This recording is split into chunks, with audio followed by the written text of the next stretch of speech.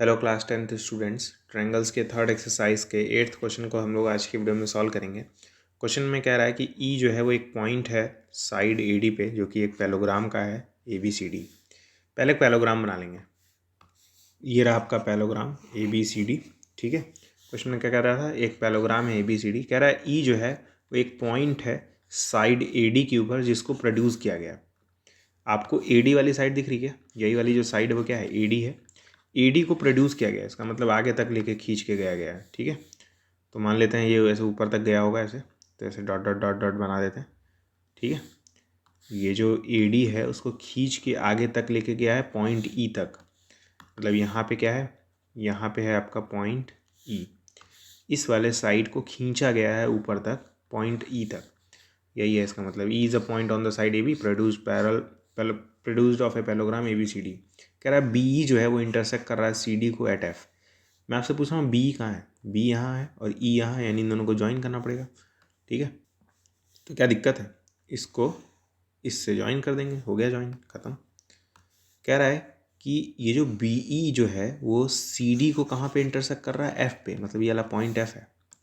ठीक है, ये वाला जो पॉइंट है वो एफ है, तो फिगर तो बन गया।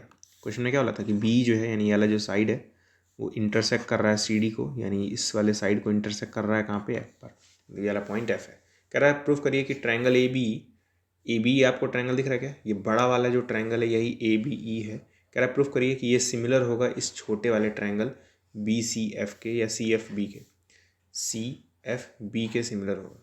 ये बड़ा वाला जो ट्रायंगल है, प्रूफ करिए कि ये सिमिलर होगा इस वाले ट्रायंगल के। बहुत इजी है, तो मैं लिखूँगा इन ट्रायंगल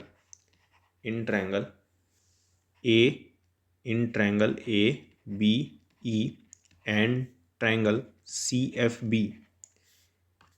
इस बड़े वाले ट्रायंगल में और इस छोटे वाले ट्रायंगल में आपको कुछ खास बातें नज़र आएंगी।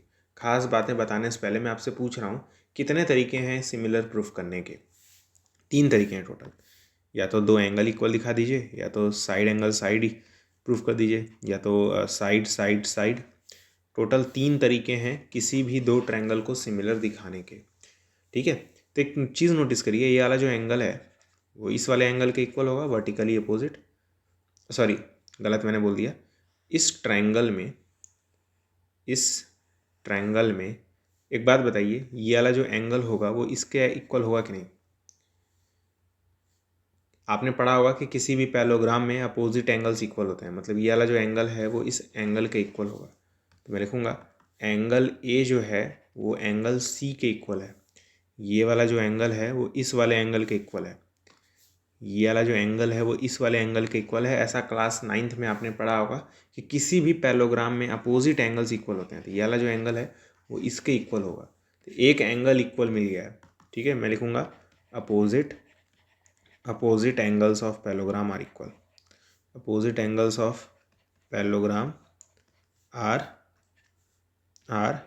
इक्वल।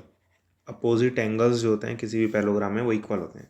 तो इस बड़े वाले ट्रायंगल में एक एंगल और इस छोटे वाले ट्रायंगल में एक एंगल इक्वल मिल गए। एक एंगल और इक्वल है, ये वाला जो एंगल होगा वो इसके इक्वल होगा। कोई रीज़न बता सकता है क्यों ये वाला एंगल जो है वो इसके इक्वल होगा, कोई बता सकता है। Alternate interior angle. ये वाला जो लाइन है वो इस वाले लाइन के क्या है, पैरेलल है। तो ये वाला जो एंगल होगा वो इस वाले एंगल के इक्वल होगा। अरे भाई, आपने पढ़ा होगा कि अगर ऐसे बन रहा है तो ये वाला एंगल जो है इसके इक्वल होता है ना। अगर ये 2 पैरेलल लाइन है तो बीच में ये ट्रांसवर्सल है, तो ये वाला जो एंगल है वो इसके इक्वल होता है। तो वही तो मैं लिख रहा हूँ। ठीक है, इस बड़े वाले ट्रायंगल में ये वाला जो एंगल है वो इस छोटे वाले ट्रायंगल के इस एंगल के इक्वल है। तो मैं लिखूँगा एंगल ए ई बी, ये इक्वल होगा एंगल एफ बी सी के। Reason alternate interior angles. ठीक है, ये वाला जो एंगल है जिसका नाम होगा ए ई बी जो है वो इक्वल होगा इस वाले एंगल के जिसका नाम है एफ बी सी के इक्वल होगा। तो 2 एंगल इक्वल मिल गए। तो मैं लिखूँगा बाई एंगल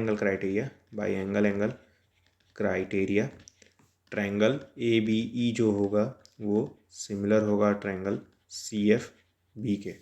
ठीक है, ये वाला जो एंगल है वो इस वाले एंगल के इक्वल है और ये वाला जो एंगल है वो इस वाले एंगल के इक्वल है। तो दोनों ट्रायंगल में दो एंगल इक्वल है, इसलिए ट्रायंगल सिमिलर हो जाएंगे।